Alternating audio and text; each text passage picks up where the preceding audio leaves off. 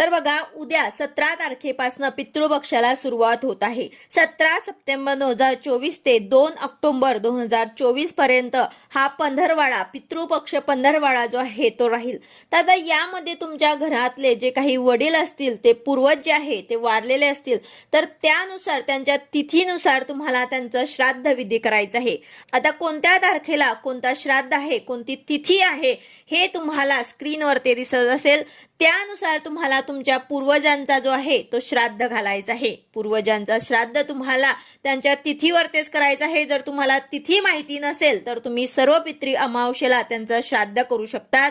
आणि ज्यांनी कोणी त्या तिथीला श्राद्ध केला तरी सुद्धा तुम्हाला सर्व पितृ अमावस्याच्या दिवशी आघारी पेटवायची आहे आणि त्यांना नैवेद्य दाखवायचे आहे. या दिवशी, श्राद्धच्या दिवशी, आपण नैवेद्य जो दाखवतो तो आघारीमध्ये आपण टाकून त्यांच्या वासामुळे ते तृप्त होऊन जातात आणि ते आपल्याला